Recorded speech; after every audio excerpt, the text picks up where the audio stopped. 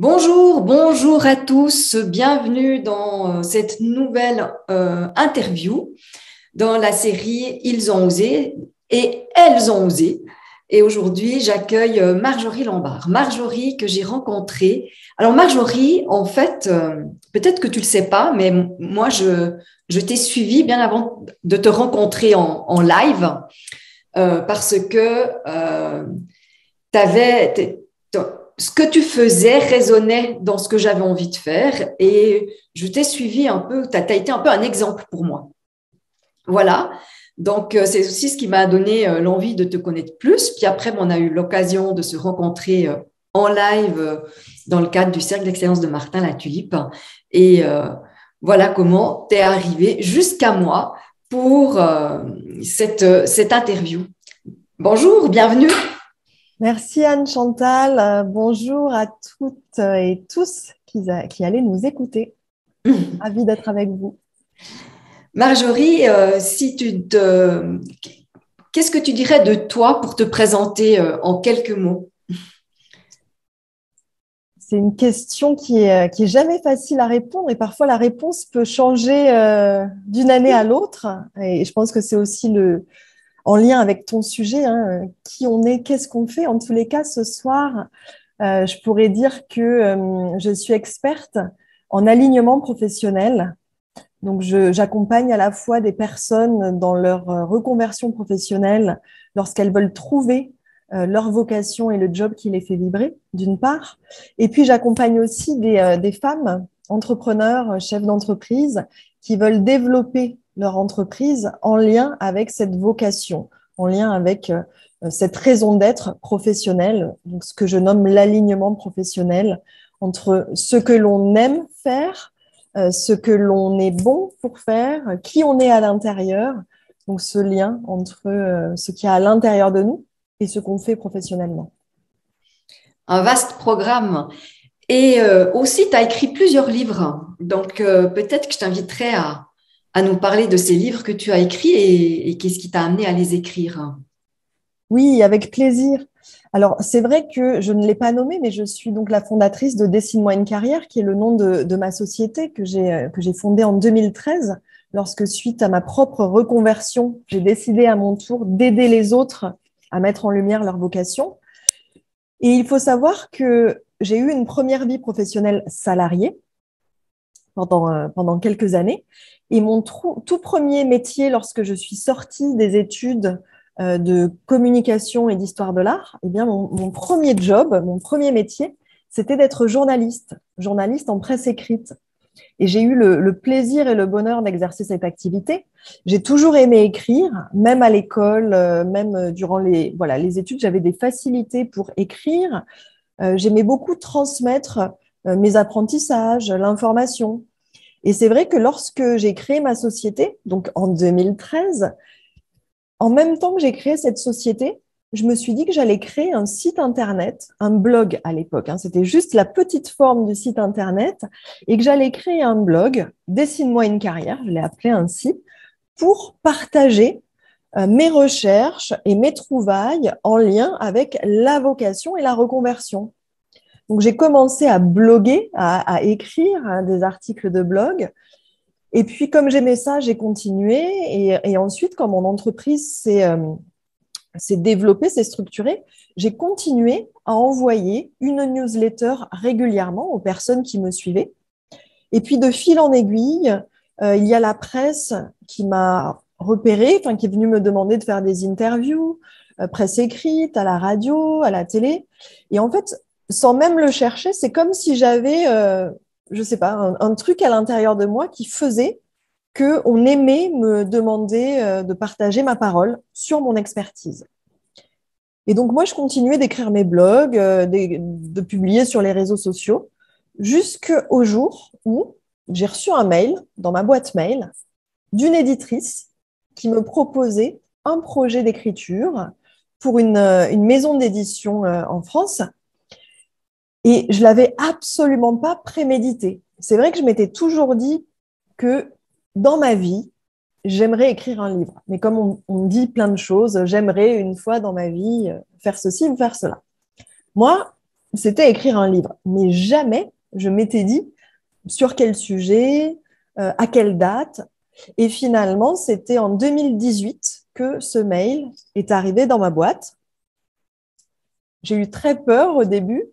Je me souviens aller voir mon compagnon et lui dire, oh là là, regarde ce mail que j'ai reçu, qu'est-ce que je fais? Et il me dit, bah, quoi, qu'est-ce que tu fais? Tu dis oui, bien sûr que tu vas dire oui. Donc, c'était soudain pour moi, mais évidemment, j'ai dit oui. Et c'est comme ça que mon premier livre, Dessine-toi une carrière aux éditions Duno, a été publié. Et c'est le livre dans lequel je transmets la méthode que j'ai formalisée pour aider les personnes à trouver leur vocation et se reconvertir. Donc ça a été le premier de mes 3 ouvrages. C'est génial quand même parce que le nombre de personnes que je connais qui écrivent des livres mais qui n'arrivent pas à se faire éditer en fait, hein, et qui finalement passent par de l'auto-édition. Et toi, en fait, c'est l'éditeur qui est venu te chercher. Est-ce que dans ce parcours d'écrivain, je ne sais pas si on dit écrivaine, je ne sais pas si c'est français, euh, le fait que tu aies été journaliste, que tu aies eu des contacts dans ce milieu-là, penses-tu que ça t'a aidé? Je pense que ça m'a aidé dans mon écriture. Ça m'a pas tellement aidé par rapport au contact parce que cette vie professionnelle, c'est vraiment comme si c'était une autre vie. On parle d'il y a 15 ou 20 ans, je sais même plus.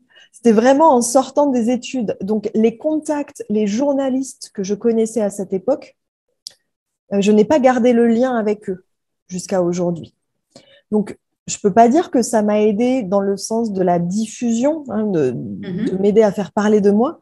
En revanche, il est évident que les qualités d'écriture que j'avais naturellement, hein, on a tous des talents innés. Je pense que moi, j'avais ce talent-là qui est arrivé avec moi dans le berceau. D'une part, j'avais cela, mais ensuite, lors de mon année en tant que journaliste, tous les jours, j'écrivais. Tous les jours, mon travail, c'était d'écrire plusieurs articles. Donc, j'avais une sorte d'entraînement. Les mots me venaient aisément, organiser ma pensée, structurer un article. J'avais cette compétence-là. Donc, c'est sûr que le moment où j'ai dû écrire mon livre, ça m'a servi à ce niveau-là. Savoir présenter un sommaire aux éditeurs, savoir ordonner ma pensée, faire les recherches, écrire, ça oui. D'autant plus que j'ai appris par la suite qu'il y avait plein d'auteurs qui n'écrivaient pas eux-mêmes leurs livres et qui se faisaient aider. Moi, quand mon éditrice m'a parlé de ça, je tombais des nues, ou parfois elle me disait aussi qu'ils devaient réécrire carrément les livres, tellement la version qu'on leur donnait n'était pas lisible pour la personne qui allait lire le livre. Donc, je pense que dans mon cas, ça m'a surtout aidé à ce niveau-là, d'autant plus que les retours lecteurs que j'ai eus, puisque, comme tu l'as dit, j'ai écrit 2 autres livres à la suite. Il y a eu 180 degrés reconversion aux éditions Vuibert, qui là parle du passage du salariat à l'entrepreneuriat. Il y a de plus en plus de personnes qui se reconvertissent et qui changent de statut. Ou bien Je deviens coach aux éditions Erol, qui est le livre pour aider tous les professionnels du bien-être à savoir comment commercialiser leurs services et vivre de leur activité. Donc, sur ces 3 livres, tous les retours lecteurs que j'ai mettent tous en avant la facilité de lecture, le côté agréable à lire, oui. Le livre qui est bien conçu. Donc, ce sont des guides pratiques pour que vraiment les personnes puissent en faire quelque chose concrètement dans leur vie. Et donc, je pense qu'à ce niveau-là, ça a dû m'aider. Ok, ouais, ben, j'imagine quand même parce que on peut naître avec un talent et en même temps, c'est aussi parce qu'après, on l'exerce, qu'on s'entraîne, qu'on devient toujours plus, je dirais, toujours plus capable, que les compétences se développent, plus habiles, plus adroits et peut-être plus rapides aussi. Parce que bon, ça fait 3 livres en 3 ans, si j'entends bien. Exactement. Et quand j'ai réalisé ça, je me suis dit, ah oui, quand même.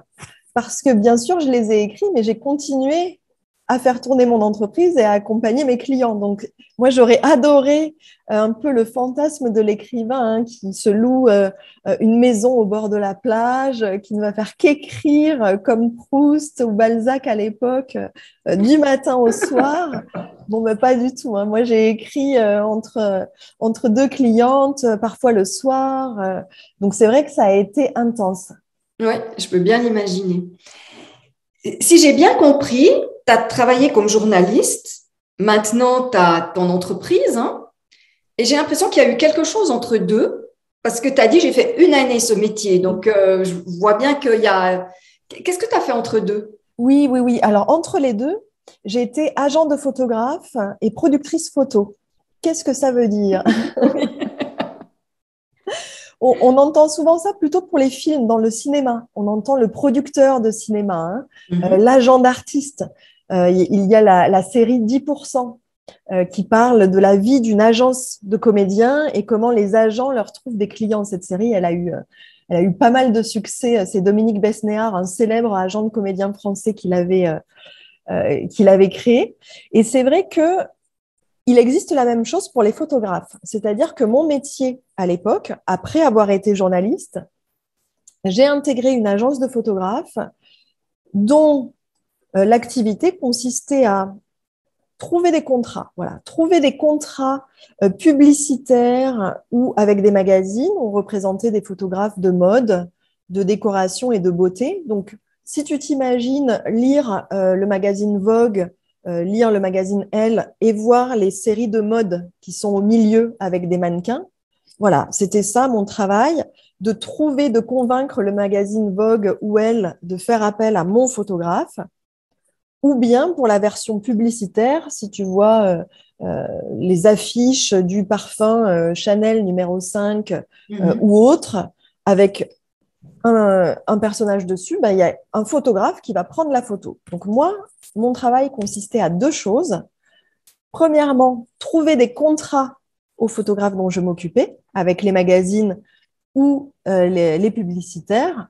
Et deuxième chose, une fois qu'on avait gagné le contrat, le client, le magazine ou le publicitaire me disait « Ok, vous avez 100 000 euros de budget, par exemple, pour une publicité, c'est assez courant. » Donc là, je passais en partie productrice, c'est-à-dire que j'avais le budget, j'avais X euros d'argent, et moi, avec cet argent, je devais tout coordonner, tout organiser pour que le jour J, la photo puisse être prise par mon photographe. Donc, ça voulait dire recruter les mannequins ou les acteurs, les coiffeurs, les maquilleurs, les stylistes, la location, les assistants photographes, les assistants stylistes, le retoucheur. Enfin, là, on est sur de la gestion de projet finalement. Et c'est le côté producteur, puisqu'il faut que tout ça tienne dans le budget. Donc, on doit aussi faire de la négociation de budget. Et voilà, c'était un autre plan. Donc, il y avait la partie commerciale et la partie gestion de projet. Et pour l'anecdote, j'en souris aujourd'hui, mais c'était très, très difficile pour moi à l'époque. Je n'ai malheureusement jamais ramené un contrat à l'agence. J'étais absolument 0, 0, 0 en commercial. Je ne comprenais pas, je n'y arrivais pas. Et c'était même très, très dur physiquement de devoir faire cette partie de mon activité. D'accord. Et qu'est-ce qui t'a fait basculer? Parce que maintenant, tu dois bien amener des contrats pour que ton entreprise tourne. Tu sais ce qui t'a fait switcher, ce qui t'a permis… Oui, oui, oui. Alors, c'est vrai que dans cet exemple, lorsque j'étais à l'agence de photographe, déjà, on ne m'avait pas appris. Moi, je n'avais pas fait d'études commerciales, je n'avais pas fait d'études en négociation, donc je ne savais pas comment on faisait pour ramener un contrat à l'agence. Mais on ne m'a pas appris non plus. Donc forcément, si on ne me montrait pas et qu'on ne m'apprenait pas, c'était assez compliqué pour moi de devoir le faire, sachant que je n'avais pas naturellement cette chose-là en moi. J'aurais pu l'avoir et me découvrir avec ce talent comme celui de l'écriture. Ce n'était pas mon cas. Et puis, j'ai quitté ce métier-là et cette agence-là parce que je n'étais pas à ma place dans ce métier, dans cette activité, et qu'en plus, les relations avec ma patronne était très difficile. Donc, j'ai pas envie de raconter plus en détail, mais je suis partie avant que ça soit trop tard, si je peux le dire de cette façon-là. Ouais. Et lorsque je suis partie, j'avais quand même pris le soin de me faire accompagner en coaching pour réfléchir à ce que j'avais envie de faire ensuite, parce que je ne savais pas si je voulais continuer le même métier dans une autre entreprise ou changer complètement. Mhm. Et donc, ce coaching en reconversion m'a été très utile parce qu'il m'a permis de me reconnecter avec les désirs que j'avais déjà exprimés, mais que je n'avais pas osé assumer. Et notamment, c'était d'accompagner les personnes dans leur développement. Et moi, dans mon cas, la question professionnelle m'intéressait absolument. Euh, J'adorais comprendre comment on fait pour savoir qu'est-ce qu'on veut faire plus tard Mhm. et permettre aux personnes de trouver la réponse pour le faire. Donc ça, je l'avais identifié à la fin de mon expérience dans cette agence de photographe. Et quand j'ai quitté l'agence, finalement, je me suis dit que j'allais me mettre à mon compte parce que je m'étais aperçue que dans cette profession, c'était assez courant de se mettre à son compte. Et puis aussi, à l'époque, je voulais surtout pas retourner au salariat parce que ça m'avait dégoûtée. Je ne voulais plus être sous les ordres de quelqu'un. Donc Mhm. finalement, à l'époque, c'était un choix par défaut. Je préférais, c'était plus, comment dire, je vais pas dire rassurant parce que l'entrepreneuriat peut faire peur hein, quand on l'a jamais été avant. Mais quelque part, je me disais que j'allais être maître. Voilà, j'allais être maître de mon destin et quelque part, ça me sécurisait plus malgré l'incertitude de l'entrepreneuriat, que ce soit moi qui soit au rêne, au contrôle. Tout ça pour dire que une fois que je me suis formée, puisque je suis retournée pendant 1 an à l'université pour me former à mon nouveau métier et être capable d'accompagner les autres, le temps que ça a pris, il me restait 2 mois de matelas de sécurité économique, j'ai envie de dire. Oui, parce que je voulais te demander comment tu avais fait la transition, justement, parce que quand tu dis, j'entends bien que ce qui t'a amené dans l'entrepreneuriat et dans ce changement, alors, tu n'étais pas à ta place, donc ça ne correspondait pas à ton élan de cœur, à ce que tu avais envie de faire. Et en plus, les relations au travail avec ta supérieure hiérarchique étaient compliquées, suffisamment compliquées pour ce que j'entends, c'est que tu sauves ta peau quand même. Ça, Et, et, euh, et du coup, c'est comme si ce que tu as souffert au niveau du salariat, tu as dit, moi, je ne prends pas le risque de revivre ça. Alors, j'entends que ça, il y avait le besoin de sécurité au niveau de ta santé, de ton psychique certainement, etc. Et en même temps, par contre, il y a le côté, enfin, parce que moi qui accompagne aussi des gens en reconversion, le problème de l'argent, hein, la sécurité financière est vraiment très grande. Et du coup, toi, donc, tu dis qu'il te restait 2 mois, un matelas pour 2 mois. Donc, tu avais des économies, tu as pu vivre sur tes économies. j'avais quelques économies, pas beaucoup, mais suffisamment pour pouvoir vivre durant cette année. Mhm. J'avais le chômage aussi qui me complétait. On a cette chance-là en France, contrairement à d'autres pays, de pouvoir bénéficier de cette aide-là, hein, qui n'est pas neutre. Et puis, je crois qu'à l'époque, ma mère avait créé une assurance vie à mon nom. Elle ne m'en avait pas parlé, mais elle l'avait fait. Et au moment où j'ai eu besoin de financer la formation, qui était quand même assez onéreuse, et puis la transition, elle m'a dit, mais écoute, voilà, il y a cette assurance vie, euh, donc j'ai pu en bénéficier elle l'avait faite pour moi. Oui, Puis j'étais en couple, donc aussi à deux, c'est quand même plus facile. J'ai eu la chance que mon compagnon aussi soutienne le projet et oui. voilà, puisse faire en sorte que je ne travaille pas pendant 1 an le temps de me former. Mais tout ça pour dire qu'à la fin de la formation, ben, il restait 2 mois. Il restait 2 mois avant qu'il n'y ait plus rien sur, sur la réserve. Et je me suis rendu compte, j'ai compris après, mais à l'époque, je ne le savais pas, mais j'ai compris qu'en fait, j'ai un tempérament très indépendant, très entrepreneur, en fait. indépendant, proactif.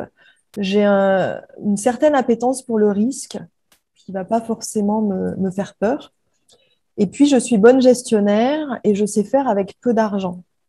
Donc, s'il faut, pendant une période donnée, je sais faire. Donc, c'est comme ça que j'ai financé, enfin, que j'ai procédé pour la transition. Et donc, comment est-ce que j'ai fait pour me découvrir une capacité à aller chercher des contrats pour ma propre entreprise? Eh bien, c'est simplement que je n'avais pas de plan B. Et la force de ne pas avoir de plan B, dans mon cas, elle a super bien marché. Parce que je ne savais pas comment, mais ce que je savais, c'est que dans 2 mois, j'avais plus de réserve et que c'était inenvisageable pour moi de demander à qui que ce soit d'autre parce que j'avais déjà été soutenue durant cette année. Et c'était inenvisageable de retourner dans mon ancien métier. Donc, en fait, j'avais 2 mois. Et dans mon cas, c'est comme si ça avait généré une forme de créativité qui m'a fait penser à des choses auxquelles je n'aurais pas pensé si j'avais pas ce timing qui s'écoulait. Et puis, ça m'a donné une force, hein, c'est la force de, t'es au bout, quoi, t'es au bout et tu vas aller puiser dans des ressources insoupçonnées, tu vas te découvrir des audaces que tu n'aurais pas cru. Et donc, très concrètement, dans mon cas, qu'est-ce que j'ai fait? J'ai contacté des centres de formation, des centres de bilan de compétences, des centres d'insertion professionnelle. J'ai envoyé plein de candidatures spontanées dans mon nouveau métier, donc plus dans l'ancien, dans le nouveau. Et ça a marché. Je ne sais pas combien de CV j'ai envoyé, mais il en suffisait que d'un. Et je l'ai eu. C'était dans l'idée de travailler en freelance alors? En fait, ce que je me suis dit, c'est qu'en 2 mois, je ne vais pas avoir le temps de me constituer une clientèle dans mon activité à moi. En revanche, ce que je peux faire, c'est être partenaire, freelance, de certains opérateurs qui, eux, ont déjà la clientèle, qui en ont trop et qui ont besoin d'en sous-traiter. Donc ça, c'était mon plan initial. Et en fait, ce qui s'est passé, ça ne s'est pas tout à fait passé comme ça. C'est-à-dire que avec toutes ces candidatures que j'ai envoyées, il y en a une qui m'a embauchée en salarié à nouveau, mais 4 jours sur 5, donc pas un plein temps, un temps partiel, 4 jours sur 5 en contrat à durée déterminée pendant 6 mois. Et en fait, pour moi, c'était idéal parce que ça me resécurisait quand même sur 6 mois. Ça me redonnait, si j'en avais besoin après, de nouveaux droits au chômage, puisque ça les reconstituait. Ça m'assurait un salaire qui n'était pas fou, mais qui était quand même très correct pendant 6 mois. Et surtout, ça me laissait 1 jour par semaine, plus les week-ends, pour développer mon activité. Et c'est ce que j'ai fait. Donc, être salarié 4 jours par semaine pour ce centre de formation. Puis, j'avais trouvé 2 centres de bilan de compétences qui me prenaient en freelance sur des missions pour eux. Plus, j'ai créé mon blog, le fameux Dessine-moi une carrière à ce moment-là. Et tout ça en même temps ont fait que très, très rapidement, j'avais mes premiers clients en direct via mon blog à l'époque et que à l'échelle de... Oui, en 6 mois, je voyais que j'avais déjà une clientèle qui progressait. Ouais. Et à l'échelle de 1 an, puisque mon contrat avec le centre de formation a durée déterminée, ils me l'ont reconduit 6 autres mois, mais j'ai négocié, là aussi, hein, j'ai négocié, enfin, je me suis découvert des capacités, puisqu'il s'agissait de mes prestations, et donc je savais comment parler de ce que je faisais, enfin, c'était pas le même produit, si j'ose dire ainsi. Donc ça aussi, ça m'a aidé. Et puis, j'ai négocié ma rémunération sur la deuxième période au centre de formation, ce qui était complètement fou pour moi parce que ça déconstruisait tous mes schémas de pensée en lien avec l'argent. C'est-à-dire qu'avec moins de durée de travail que la première tranche des 6 mois et que toutes mes expériences précédentes salariées, en travaillant 3 jours par semaine pour le centre de formation, je gagnais plus qu'en travaillant à plein temps. Donc, en fait, ça a fait sauter un truc qui a ouvert plein d'autres possibles derrière. Et pour terminer la transition, en fait, en un an après m'être lancée, après avoir démarré, finalement, je faisais que avec ma propre clientèle en direct. Ok. Ce que je trouve très intéressant, c'est comme si au moment où tu as décidé de faire cette transition, tout s'était aligné quelque part. Alors, il y avait tes propres économies, mais tu as eu du soutien de ton conjoint, tu as eu le chômage, tu as eu le soutien de ta maman. Et puis, au moment où il fallait vraiment, ça venait plus urgent d'avoir des revenus, eh bien, c'est comme si la vie t'avait présenté des solutions pour que tu puisses aller là où tu avais envie d'aller. Mais ce que je trouve extraordinaire, c'est ta négociation de salaire pour la deuxième partie et d'avoir fait sauter cette croyance qui est très ancrée, je trouve, que on est payé pour un certain nombre d'heures et que si on veut augmenter son salaire, eh bien quelque part, oui, on peut avoir une augmentation, mais si on le veut vraiment de manière importante, il faut travailler plus. Ce qui amène, je trouve, beaucoup d'entrepreneurs dans des semaines au taux horaire très, très, très élevé parce que c'est comme si cette croyance inconsciente, souvent, poussait à avoir toujours plus de clients, faire toujours plus d'accompagnement, toujours plus de séances individuelles, et que c'était une espèce de boule de neige comme ça qui s'emballe à un moment donné et qui peut nous amener à l'épuisement. Mais effectivement, c'est cette logique du travailler plus pour gagner plus. En plus, nous, en France, on a un de nos anciens présidents qui l'avait mise en avant.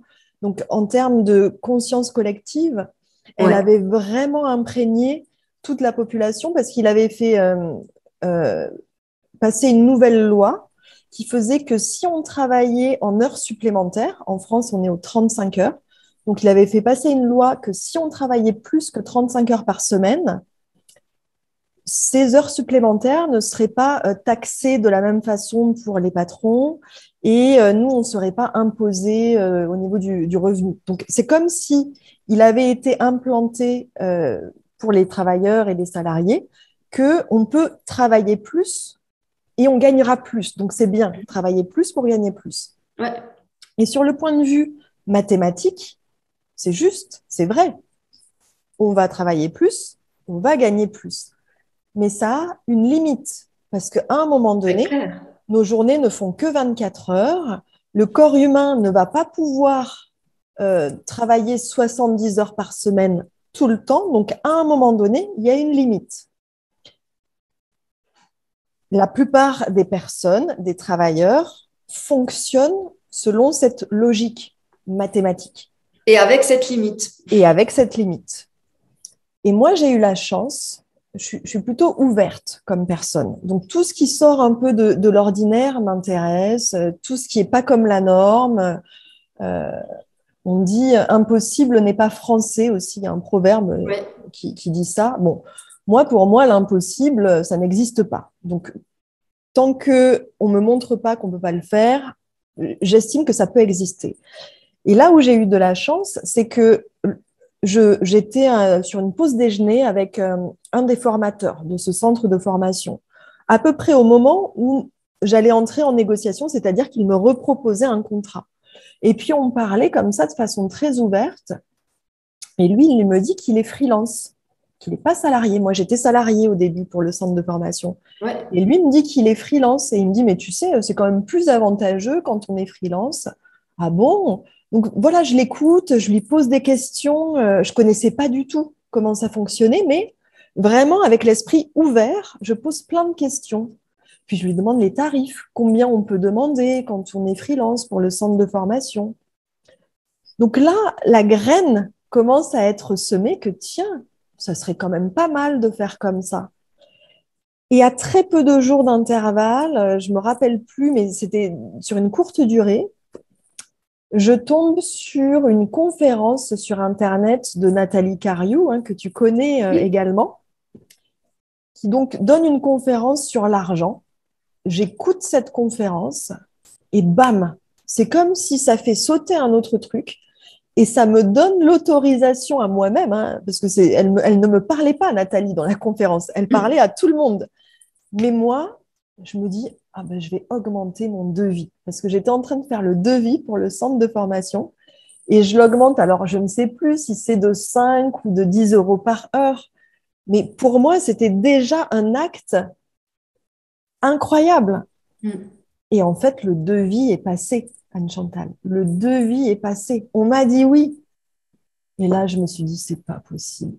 Enfin, c'était vraiment, je rentrais dans un autre univers, dans une autre façon de penser, un autre monde qui était plus la logique mathématique, travailler plus pour gagner plus, mais je change de système d'équation. Je change, ça n'est plus Mhm. ceci plus cela égale cela, c'est une autre forme d'équation qui démultiplie et qui ouvre les possibles.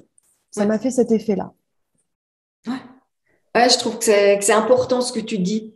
Et les centres de formation, certainement pas tous, mais moi j'ai eu une ou deux clientes où c'est presque de l'exploitation tellement elles sont mal payées en fait.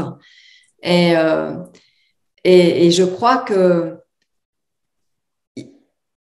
tant qu'on n'a pas un peu travaillé sa relation à l'argent et qu'on est pris dans ce genre de croyances, en fait, on accepte. On accepte et on ne pense même pas à négocier. Bien Et sûr. j'ai une cliente qui me racontait, elle m'a dit, mais à un moment donné, moi, j'ai dit, non, je ne fais pas. Donc, ils ont insisté, elle a dit, non, je ne fais pas. À moins que vous me donniez ce tarif-là, mais sinon, j'y vais pas parce qu'il va me rester, avec le déplacement, vous ne me payez pas, Oui. les heures de préparation, vous Oui. ne me payez pas. Il va me rester tellement peu que non, je ne fais pas. Ben, après 2 non, je ne fais pas, eh ben, ils y ont dit, bon, OK, on vous donne ce que vous demandez. Mais ça demande d'avoir quelque chose d'ancré quand même à l'intérieur de soi Oui. et de se dire, ben, on peut tout perdre aussi. Hein. Oui. Donc ça peut faire peur tant qu'on est Oui. en grande insécurité. Ça demande de savoir pourquoi on fait ce que l'on fait, d'avoir une motivation derrière, d'avoir un Mhm. sens, d'être effectivement ancré, solide, d'être conscient qu'on peut perdre quelque chose, comme dans toute négociation ou dans toute prise de risque. Je pense que avec une position légèrement de force, puisque j'aurais certainement pas négocié au tout début, hein, et d'ailleurs je ne l'ai pas fait. Quand j'ai été salariée pour ce centre de formation, je n'ai rien négocié. J'ai juste pris parce que j'avais besoin. Mais à ce niveau-là, j'avais bougé, j'avais changé. Et c'est aussi important, il y a des moments de choix régulièrement au long de la vie. Parfois, il y a des moments où le choix, peu importe finalement, le choix qu'on va prendre, ça ne va pas tellement orienter la suite. Mais il y a des moments où ces choix vont faire bouger la ligne de futur qu'il y a derrière. Et effectivement, il faut être prêt à perdre. Elles auraient pu me dire non. Oui, C'était OK. Parce que souvent aussi, ce qu'on ne s'imagine pas, c'est que même si la personne nous dit non, ou que on perd le contrat, ou que voilà, ça n'aboutit pas comme on souhaiterait, la vie ne s'arrête pas. Et il y a plein d'autres possibilités qui sont derrière. Mais on oublie souvent qu'on a la possibilité de rebondir, d'essayer autre chose, une autre stratégie, faire preuve de créativité. Souvent, ça, on l'oublie. Et souvent, c'est ce qui freine, hein, et qui nous fait prendre un choix dicté par la peur plutôt que par une possibilité constructive. ouais, c'est vraiment ça. Tout à l'heure, tu as dit, moi j'avais les qualités de l'entrepreneur. Est-ce que tu pourrais euh, nous citer quelques qualités qui te semblent quand même importantes d'avoir pour les gens qui aimeraient justement passer du salariat à l'entrepreneuriat? Alors, moi, je considère qu'il n'y a pas de profil type pour Mhm. l'entrepreneuriat et c'est important que les personnes qui nous écoutent entendent qu'il n'y a pas une façon d'être entrepreneur.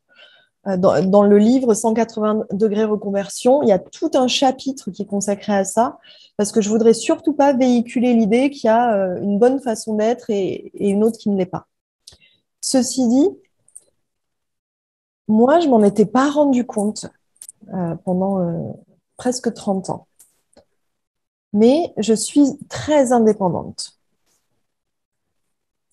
Je sais faire plein de choses par moi-même et j'aime faire les choses par moi-même, c'est-à-dire j'aime décider, j'aime faire à ma façon, j'aime créer, imaginer, avoir une idée et puis la mettre en action.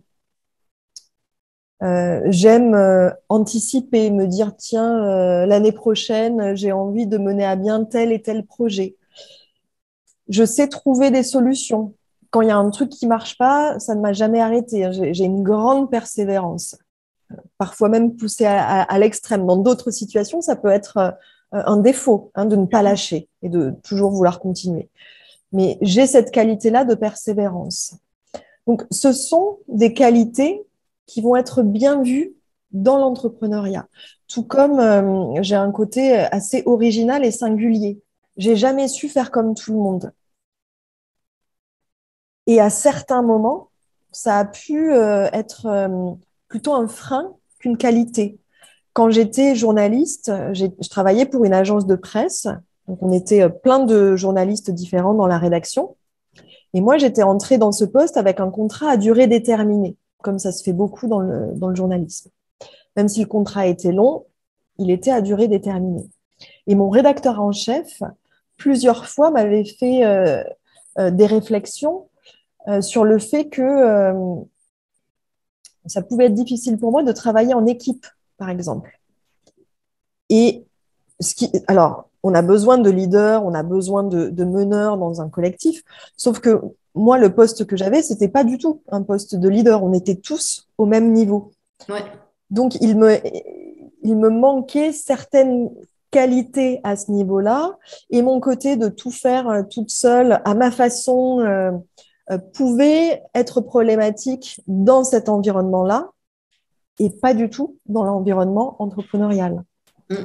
Donc, voici quelques-unes de ces qualités, l'autonomie, la persévérance, capacité de se remettre en question aussi, parce que des obstacles et des choses qui ne marchent pas, il va y en avoir constamment sur le chemin de l'entrepreneuriat.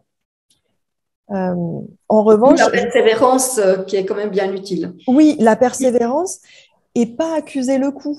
Enfin, dans le sens, si quelque chose ne marche pas, qu'on y a mis de l'énergie du projet, on va être déçu, triste, agacé ou en colère si ça ne marche pas. Ça, c'est normal.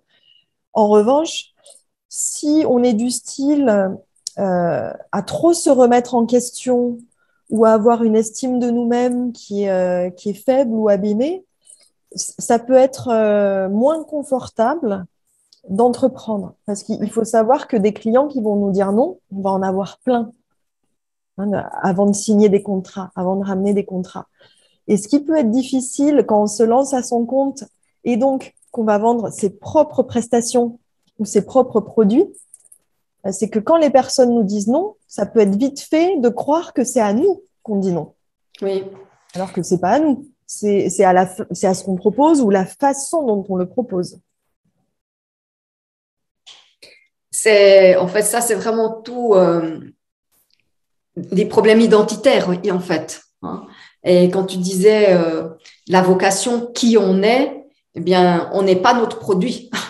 Voilà. On n'est pas notre produit ni notre service. Nous ne nous vendons pas. J'entends souvent dire ça, mais je ne sais pas me vendre. En fait, ça tombe bien parce que vous n'avez pas à vous vendre. Non. En revanche, vous pouvez vendre vos prestations, vos produits, vos services. Ouais.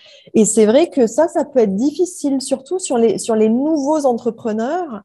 Il peut vraiment y avoir une difficulté à oser se présenter de peur qu'on nous dise non. Or, faut être cool direct, vous allez avoir peut-être 150 non avant qu'il y ait un client qui signe. Faut le prendre avec, quoi. Ça va faire partie. Ça fait partie du chemin. C'est très, très important ce que tu dis là parce que c'est vrai que c'est difficile au début. d'avoir après, comment dire ça, apprendre apprend à danser avec ses oui et ses non, mais au départ, tous les non, ça fait boum, quoi, Ah ben, c'est c'est très terrible, c'est terrible. impactant. Il y a un enjeu, on a pris une décision courageuse en se reconvertissant, en arrêtant le salariat, en se lançant à notre compte. Il y a tout l'entourage qui est en train de nous dire, mais est-ce que tu es sûr? Quand est-ce que ça va marcher? Qui rajoute de la pression au système. Donc, Mhm. c'est vrai qu'il y a tout ça. Donc, il y a un fort enjeu. Déjà de réussir, de réussir ce projet, de ramener des contrats et de l'argent. Et puis, on est en train d'aller vers un projet qui a du sens pour nous, qui nous fait plaisir. Enfin, c'est très, très compliqué, hein, c'est très ingrat, en fait. Oui, puis il y a beaucoup de paramètres qui rentrent en ligne de compte, mais tu as dit quelque chose, il y a un mot sur lequel j'ai envie de rebondir. Tu dis il y a plein d'enjeux. Et je crois que justement, tant qu'on voit ça comme des enjeux, et peut-être pas comme Ilana, qu'on connaît, de Montaigne, qui dit où il y a d'enjeux, il n'y a pas de jeu, il n'y a pas de plaisir. Et je crois qu'à un moment donné, c'est cette capacité à sortir de l'enjeu, en fait. Ce qui n'est pas simple au départ. Hein. C'est plus facile de le faire quand il commence d'y avoir un certain roulement au niveau financier que quand on en est tout au début. Évidemment, évidemment, parce que c'est pour ça que je disais que la période des débuts peut être ingrate. Ouais. Moi, j'ai eu de la chance, ça a démarré relativement rapidement et facilement pour moi. Bon, c'est comme ça. Mais c'est pas la majorité des personnes que j'accompagne lorsqu'elles se lancent Mhm. pour qui ça va démarrer aussi vite. Ça arrive, hein, je ne suis pas la seule, mais c'est un peu plus rare et c'est bien normal parce il y a toutes les nouveautés arrivent en même temps. On Oui. était salarié, on devient entrepreneur, c'est pas les mêmes habitudes, c'est pas les mêmes codes. Il faut qu'on crée notre offre, qu'on trouve notre positionnement, qu'on communique dessus, qu'on anticipe plein de choses. Et toutes les nouveautés nous tombent dessus en même temps. Donc, c'est difficile d'arriver à composer avec tout ça pour prendre le recul nécessaire. Bien sûr. Et ça, c'est aussi, je trouve que c'est important de le dire parce que l'entrepreneuriat est beaucoup plus développé qu'avant. Et en ce sens, je trouve que c'est génial parce que c'est vraiment une opportunité pour plein de personnes comme toi, comme moi, qui avaient fait le tour de ce qu'elles pouvaient trouver dans une vie salariée. Et donc, ça permet de découvrir autre chose. Mais parfois, je trouve qu'il peut y avoir une sorte d'enjolivement de l'entrepreneuriat, comme si c'était la panacée, que ça allait convenir à tout le monde et que c'est très facile. Ben, c'est pas vrai. C'est pas très facile. Non. C'est fun, c'est plaisant, ça peut amener plein de surprises, plein de choses insoupçonnées, mais ça demande un travail constant, ça demande parfois de l'effort, ça demande plein de qualités qui sont moins sexy que ce que certaines personnes laissent entendre. Oui, parce que moi, ce que j'entends souvent, c'est comme ça, je serai libre. Et la liberté, bon, déjà, c'est intérieur pour moi, c'est pas à l'extérieur. Et il y aura d'autres contraintes. Hein. C'est Mm. certes, il n'y a pas les contraintes d'un patron, mais il y a un moment donné, non, les propres contraintes qu'on va se mettre, parce que c'est bien beau d'être libre, mais si tu passes pas un minimum de temps, bah, comme tu disais, à faire une offre, à proposer tes prestations, à aller chercher des clients, à construire un processus quelconque, ben, ça va pas fonctionner. Tu seras peut-être libre, mais ça va pas t'aider à mettre quelque chose sur ta table, je dirais, tu vois. Mais oui, et puis il s'agit de savoir ce que ça veut dire libre pour chacune des personnes. Oui, en plus, ouais. Moi, pour moi, être libre de composer mon emploi du temps, c'est une liberté. Donc voilà, libre de composer mon emploi du temps, libre de ma rémunération, même s'il y a des mois où il y a beaucoup d'argent qui rentre et d'autres mois où il y en a un peu moins. J'ai appris à naviguer avec ça. Mais pour d'autres personnes, être libre, ça ne veut pas du tout dire ça. Et être libre, ça veut dire, au contraire, recevoir un salaire chaque mois en étant salarié, mais en ayant la liberté de ne pas se Mhm. soucier de est-ce que cet argent va rentrer ou pas. Ouais, c'est vrai. Écoute, on arrive tantôt au bout de cet entretien, Marjorie. Si tu avais, parce que tu nous as déjà partagé beaucoup de conseils, beaucoup de pistes, je trouve, en tout cas pour tous ces changements professionnels, si tu avais un conseil à donner à des personnes qui, juste là, maintenant, leur boulot, elles en peuvent plus, elles en ont ras-le-bol, mais qui sont en même temps dans ce confort d'avoir un travail de salarié en sachant que tous les mois, il y a tant qui tombe. Qu'est-ce que tu leur donnerais comme conseil?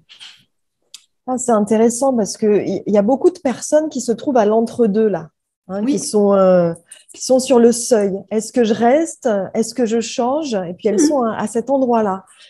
Moi, ce que j'aurais envie de dire, c'est demandez-vous depuis combien de temps vous vous posez cette question. Est-ce que je change ou est-ce que je reste? Très schématiquement, si ça fait moins de 6 mois que vous vous posez cette question sans avoir trouvé de réponse, bah, c'est OK. Continuez de vous la poser. Achetez mon livre Dessine-moi une carrière ou 180 degrés reconversion. Ça va vous donner quelques repères et ça va vous aider à vous positionner si ça fait moins de 6 mois. En revanche, si ça fait plus de 6 mois que vous êtes vraiment au bout du rouleau, qu'au niveau du travail, ça vous plaît plus du tout, mais que vous savez toujours pas ce que vous allez faire derrière, si vous changez, si vous arrêtez, si vous continuez, bref, que c'est le brouillard depuis plus de 6 mois, moi, je dirais que c'est le signal que vous êtes allé au bout de ce que vous pouviez faire tout seul. Et que là, c'est pas la peine que ça dure plus longtemps. Ça veut simplement dire que vous avez besoin d'aide, d'être guidé par quelqu'un dont c'est le métier, de vous aider à réfléchir pour trouver les bonnes réponses, celles qui vous conviennent. Parce qu'il y a très peu de chances que vous trouviez la réponse seule si ça fait déjà 6 mois que vous vous la posez sans être arrivé à y répondre. Eh bien, merci pour ce conseil qui est, je trouve, qui est fort, qui est parlant. J'ai presque envie d'ajouter une autre chose dans mon expérience. C'est aussi si c'est la xème fois que vous vous posez cette question-là. Parce que moi, ce que j'ai vu, c'est qu'il y a des moments, moi je l'ai vécu, mon conjoint l'a vécu, j'ai des clients qui l'ont vécu, on en a ras-le-bol, on n'en peut plus, et après on négocie avec soi-même. On est très fort pour négocier avec soi-même, pour rester dans notre zone de confort, et on va peut-être changer un petit truc à l'interne, et on est reparti pour 6, 8 mois, 9 mois, et il y a de nouveau quelque chose. Et là, on se dit, non, mais cette fois, ça va pas, je vais partir. Puis non, on renégocie avec nous-mêmes. Cette fois, c'est la dernière. La dernière de la dernière. Tu as Oui, raison. mais parfois, c'est vrai qu'il Mais y a ça revient. plusieurs fois C'est ça. cela. Et je pense que quand il y a eu, vous êtes à la troisième, quatrième, cinquième fois, enfin, Oui. là, ça veut dire qu'il y a quelque chose. Oui. Et je pense que ton conseil de se faire accompagner, parce que c'est pas évident de tout seul, quand on est dans ce brouillard, c'est comme si on n'avait plus ces capacités dont tu as beaucoup parlé de créativité, ces ressources, cette impulsion. Oui. Il y a quelque chose qui On a trop le nez est éteint. dedans. Pardon. On a trop le nez dedans et notre monde du travail actuel, il est devenu complexe. C'est Ouais. pas du tout la même façon de s'orienter au niveau de la carrière que ça pouvait l'être il y a 10 ans, il y a 15 ans, il y a 20 ans, où je ne vais pas dire que c'était plus facile, mais en tous les cas, c'était moins compliqué. Or là, il y a vraiment une complexité qui fait que seul, c'est pas parce que je veux prêcher pour ma paroisse ou pour notre paroisse d'accompagnante, pas du tout. C'est simplement que le niveau de complexité est tel par rapport au monde du travail structurellement que vous gagnerez beaucoup à tout point de vue à vous faire accompagner pour trouver la prochaine étape qui vous Ouais. correspond. Oui, parce que,